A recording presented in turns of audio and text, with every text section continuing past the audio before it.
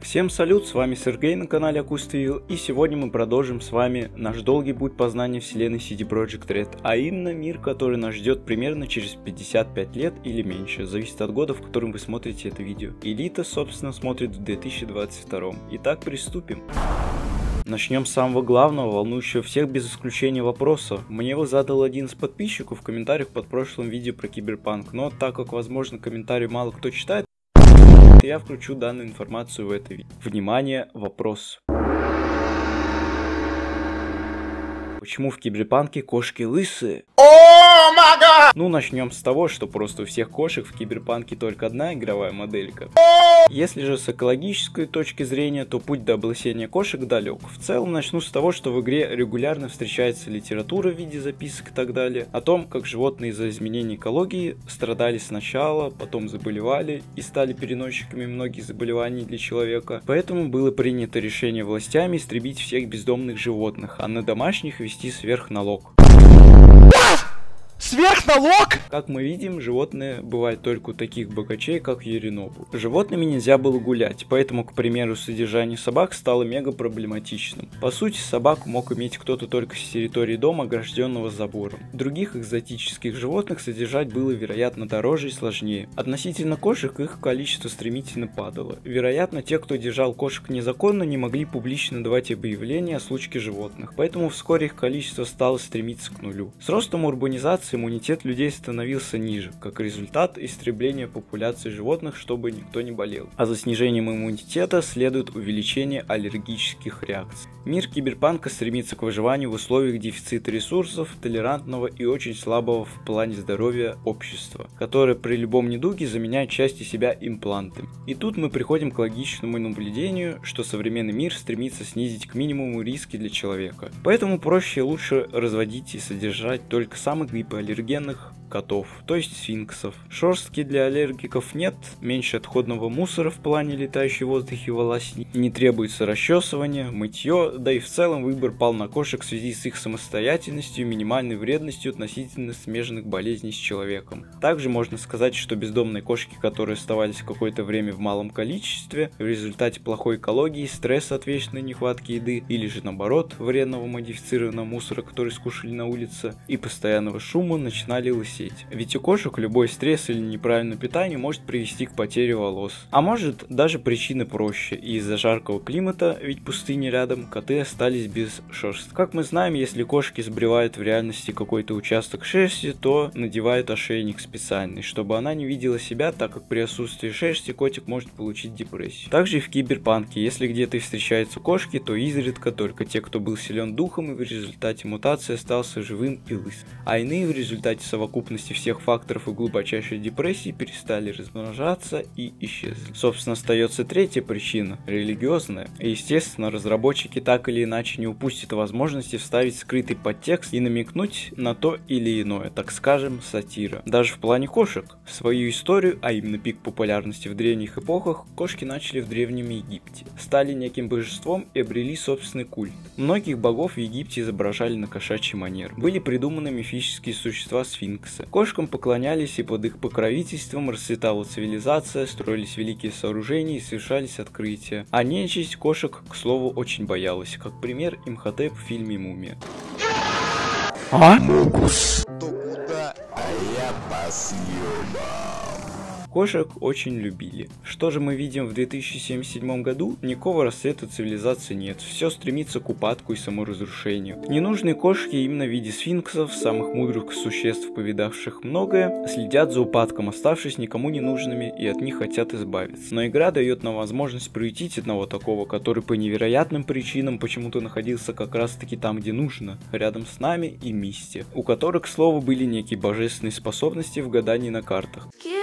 Я котик, ты котик. И, вероятно, с намеком на то, что мы хотим бросить некогда преступную жизнь и стать лучше, процветать, бороться с разложением. Вы можете сказать, так в Киберпанке мы можем и не приютить кошку, но и тут есть подтекст. Ты понял, пидор? Может, и пидор. Разработчики дают нам право выбора. Мы можем начать верить в условного бога и творить добро, то есть впустить сфинкса в нашу жизнь, или же, мягко выражаясь, стать атеистом и пройти мимо. Ведь отсутствие выбора — это тоже выбор. И обратите внимание, навредить этой кошке, как и другим кошкам, в игре мы не можем. Так же, как и навредить богу. И не потому, что CD Projekt не любит насилие над животными. В Ведьмаке все совершенно иначе. Тут подтекст иной. Но не стоит исключать, что иных животных и пушистиков не осталось вовсе, ведь жизнь всегда находит выход. Есть ящерица, есть пара котиков в игре, и отнюдь не исключено, что где-то, не в игре, а в целом в лоре мира киберпанка и существуют пушистики, допустим, в канализациях, в которых мы почти не бывали, или же в других более холодных странах. Мы видим по сути только Америку, но и другие страны тоже имеют место быть. Для любителей Артура Конан Дойла в одном из закоулков Хейвуда CD Projekt записали отсылочку к Шерлоку Холмсу. В тексте явно описывается дедуктивный метод, а имена в переписке явно отсылают к автору рассказов о Шерлоке. Многие находили в колумбарии отсылку на Роя Батти из «Бегущего по лезвию» 1982 года, но мало кто говорил об еще одной отсылке на Сида Мида, концепт художника, который создал визуальный стиль для этого же фильма. На одной из машин можно найти вот такую вот наклейку ковбоя на атомной бомбе, что является отсылкой на сцену из фильма Стэнли Кубрика «Доктор Стрэнджлов» или «Как я перестал бояться и полюбил бомбу». В квартире Ви после одной из миссий, связанных с Декстером, появляется одна пасхалка. Цитата из книги «Убик» Филиппа Дика «Возле компа. Ныряйте глубже в таз с водой, вы все мертвы, а я живой», которая в книге намекала на то, что событие происходит в симуляции. А учитывая, что игра — это симуляция, то можно провести некие параллели. Теперь перейдем к нашему другу Джеки, а если точнее, нас интересует именно его мотоцикл. Если Ви играет за класс кочевник с навыками технаря 6 и более, а не гуманитария, то во время миссии неизвержения в Мальстрём вы можете поболтать с Джеки о его стальном коне. Это что, Арч? Какой красавец. Ну, и взял по дешевке после спасения той тёлки. Скажи-ка, как ты вообще наскреб на Арч, даже подержанный? Ну, что-то было, что-то одолжил, но мой пекинито. В смысле, оно же того стоило, скажи. На твоем месте я бы сменила глушитель. Думаешь? А чё? Он классно рычит, все тёлки тащатся. Он так классно рычит, что все за километр знают, куда катит Джеки. Можно еще покопаться в инжекторе, загрузить новую карту и еще наложить термические тейпы, пока у тебя не появится бабло на модификацию выхлопа. О, бля.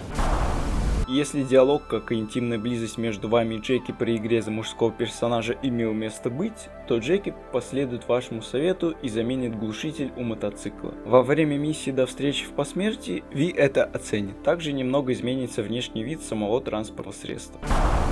Кстати, не забывайте звонить Джеки время от времени. Хаблове, ну, что решила с Мелитехом? Договорились о встрече тет-а-тет, так что увидим. Слушай, будь осторожна, хорошо? Оно же сольет тебя! Хаблове, ну рассказывай, что там в итоге с Мелитехом? Мы встретились, поговорили. Может, из этого даже что-то и выйдет. Ха, ты же знаешь, у меня нюх на проблемы. Говорю тебе, с ними лучше не связываться. Даже если он уже не в состоянии вам ответить. Номер временно недоступен. Оставьте сообщение. Я поговорила с Мисти.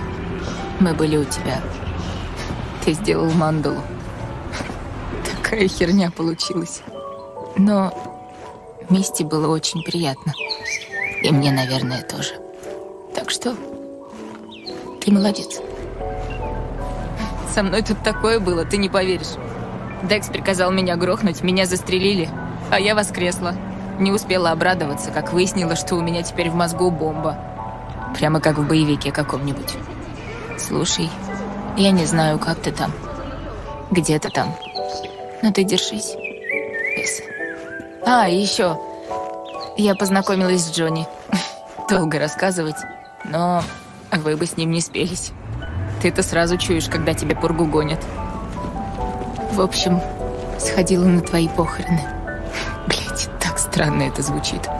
Мама Уэллс убита горем, но вроде держится. Она сильная женщина. Много кто пришел, кстати. Даже Кампуорта человека прислал. Он читал речь по бумажке, но видно было, что тебя все уважают. Столько теплых слов. Видел бы ты это, Джек. Тебе бы точно понравилось. В заказе «Четвертая власть» вы можете приметить своего собутыльника в одном из местных охранников, если до этого вы побывали на похоронах Джеки. В таком случае он проводит вас наверх и предложит выпить 3 семерки за покойного товарища. О, а я тебя вроде знаю. Ты ведь друг Джеки. Я тебя видела на похоронах. Ты знала Уэллса? Он был мой лучший друг. Джеки Уэллс? Был нам как брат. Первые поминки по нему мы справили, когда он ушел из Валентина. Ну а вторые... Пойдем, выпьем. За Джеки. Ну, давай.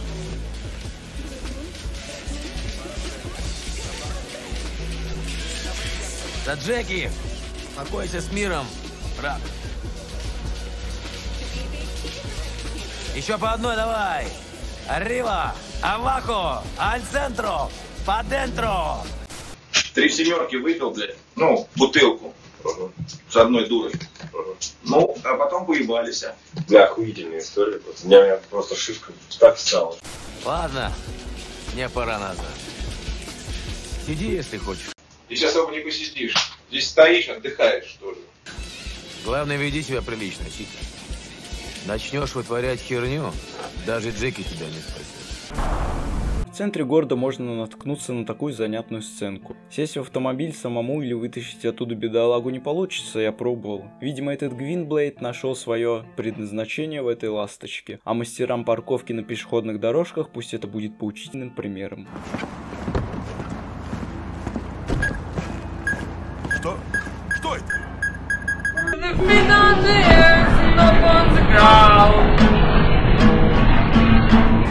Баке нормально? Нормально все? Нормально, говорит, все? По Найт-Сити разбросано огромное количество трупов. Не волнуйтесь, их никто не убивал, это все сделали разработчики. И многие из них так или иначе связаны с различными квестами. У них при себе будут записки, немного расширяющие историю. Либо появится Джонни и вставит свои 5 копеек. Do you like what you see? Boy next door. Deep dark fantasies. Come on, let's go. Without further interruption, let's celebrate and suck some dick.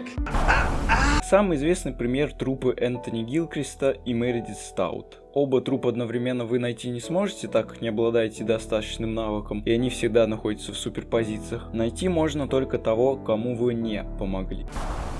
В клубе «Отвал башки» во время выполнения миссии «Жадность наказуема» можно найти тело Лии, девушки, которую вас изначально и посылали. По классике жанра, любую эскортницу стоит искать в туалете, где вы помимо маленькой нужды можете утолить и другие свои потребности. Я про большую нужду, ребят. Заказ девушка из Ла-Манчи. Если вы разрешите вопрос с Анной мирно, то спустя пару дней в мусорке неподалеку можно найти тело полицейского, заказавшего убийство этой самой Анны. Жду от вас в комментариях, что-то в мусоре я мусоров не вижу. Также, если Ви кочевник, то Анну можно отправить к Альдекальдо и встретить позже в лагере. В Пасифике в одном из закрытых гаражей можно отыскать нетранера Spectral Kid. Он упоминается в разговоре с нам Чханхуном по квесту «Любимец Вакака». Как мы видим, чувак знатно отдыхает в кресле от PewDiePie за $3.99. Just $3.99, baby. But can he do this? Труп в вентиляционной шахте, одетый в белую майку, а в записке «Я пикей» очевидно отсылка на крепкого орешка. Yippee-ki-yay, motherfucker. Тут отсылка на отступников, тут отсылка на дорогу ярости. А вот и финальная сцена из Бешеных псов. Тело полицейского на стуле с признаками пыток, хоть и находится в другом месте. 2 тела в обнимке на рампе. Пародист Индиана Джонса спрятался в холодильнике. К сожалению, в этой версии вселенной косплеер не смог выбраться из холодильника, но шляпа тут лежит зачетная. Это далеко не все покойники, и так как почти вся полиция куплена, искать мертвых остается только настоящему детективу, а именно вам.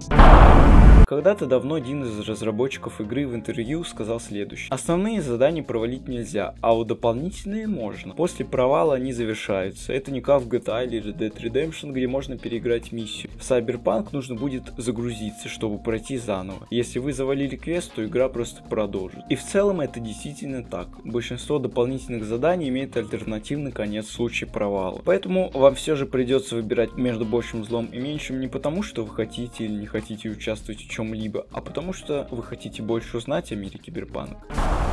Если в квесте гарантия наслаждения согласится помочь чуваку с дымящимся хером, а потом ничего не делать, его разорвет на части.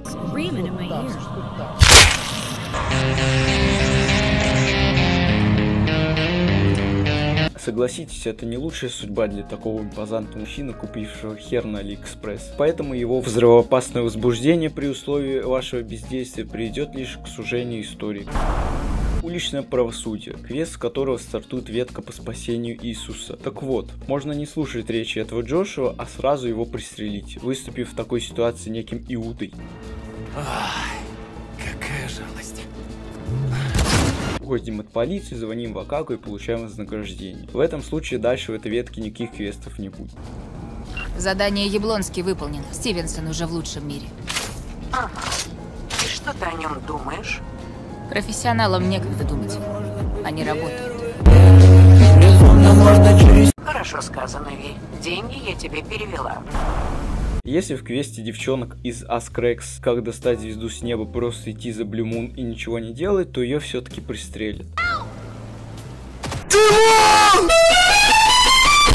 К вам подбежит разъяренная Red Menace, вы можете убить и ее. Но есть и парочка более интересных исходов. Миссию полицейского Ривера Уорда «Охота на охотника» разобрали по частям уже многие. Так что я не буду подробно ее расписывать, просто скажу, что при определенных обстоятельствах и ваших действиях Ривер и его племянник Рэнди могут погибнуть. We fucked up. Oh, kid, please. Shit, he's not breathing. Get that fucking computer off! Randy!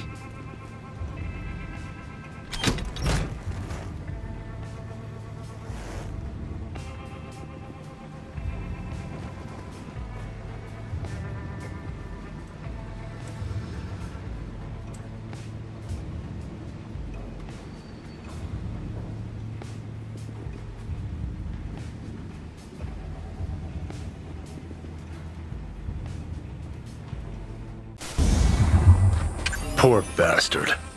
You just left him. Yeah, I did. А вот квест с Панама смотрим подробнее, так как нас интересует ее аппетитной формы. Во время задания лучше не звонить Солу. Вы, как истинная подруга, можете сдать Панам этому самому Солу. Он поблагодарит вас, отвалит увесистую кучу денег и скажет, что позвонит позднее.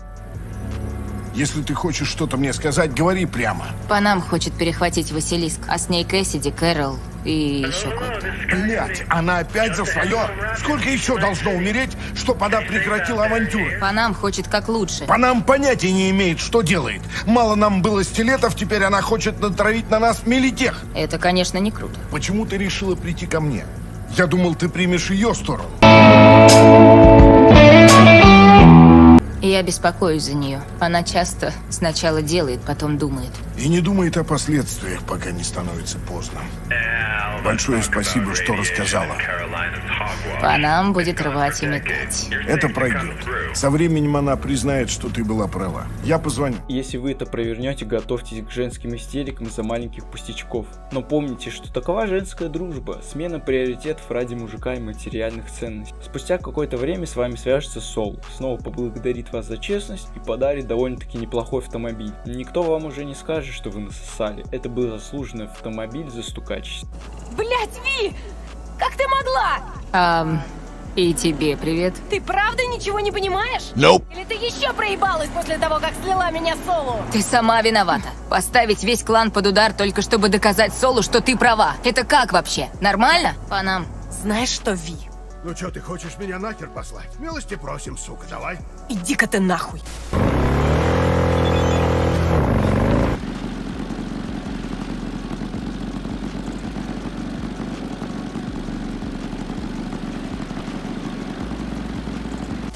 Oh my God!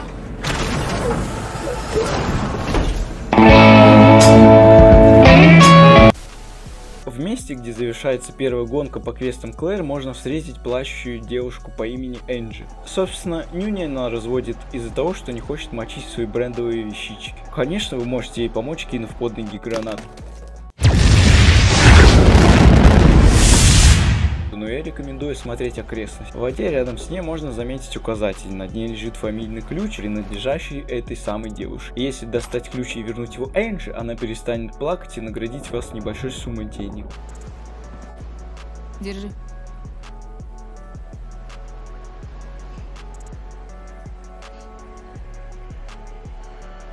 Спасибо, спасибо.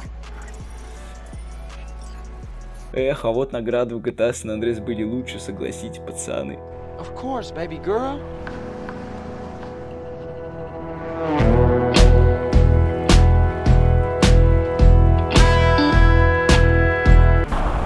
Возле точки быстрого перемещения офис компании Дейналар можно найти единственное в игре модернизированное Ави с интересным дополнением. А вы говорили, что CD Projekt не вели кастомизацию машин, ну что за бред, вот же она, просто надо было поискать. Все в том же Уэстбруке на одном из перекрестков можно отыскать кнопку, выключающую уличное освещение вокруг. В этот момент мы можем почувствовать себя настоящим ребенком, который тыкает все подряд, не думая о последствиях. На самом деле данная кнопка извлекает графитовые стержни из ближайшей электростанции, вследствие чего вырубается электричество. Шучу, каждое нажатие на эту кнопку направляет все электричество в вибромассажер мистера Fingers. Над кнопкой также появляются различные надписи, вроде как это пасхал. Кстати, про мистера Фингерса. Если в настройках игры включить цензуру, то моделька Станислава Шишкина заменится на... Я без понятия, что это, но похоже на место для вашего продукт плейсмента. Напишите CD Projekt Red с предложением каким-нибудь, и возможно вот это заменит на ваш товар. Квест «Босс умер, да здравствует босс», соревнование по стрельбе с членами банды 6-я улица. Если перед этим вы выполнили заказ «Дело всей жизни» и подняли там стрельбу, то под конец состязания один из гангстеров узнает вас. Завершить задание мирно в таком случае не удастся. Стой, я вспомнил!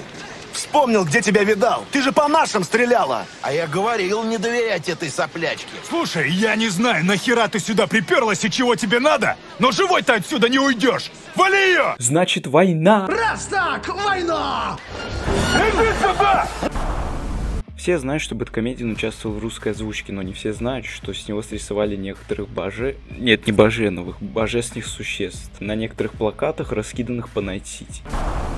Для поклонников Горбатой горы я рекомендую данное место к посещению, которое находится в пустыне. Записку, находящуюся тут рядом с трупами, я прикладывать не буду, пусть для вас это будет неким сюрпризом. Еще одна отсылка в текстах диалогов со скрепок. Отсылка к Рэмбо, первая кровь. Анаграмма Джона Рэмбо и совмещение Траутмана Тисла объединились и дали бой Мелитеху. Название квеста с Джуди «Отпусти меня, глубина» довольно часто произносимая фраза главным героем из серии книг Лукьяненко про виртуальный мир. Ну и напоследок покажу вам отсылку на трек «Мы лед под ногами майора» Егора Летова, который находится в районе Пасифики.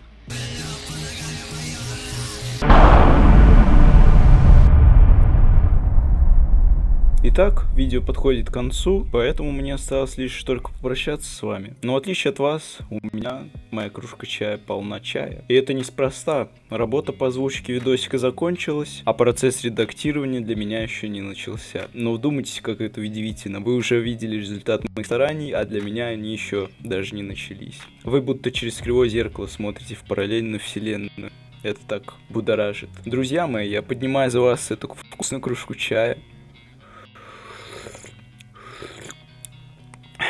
Спасибо, что смотрели. До скорых встреч.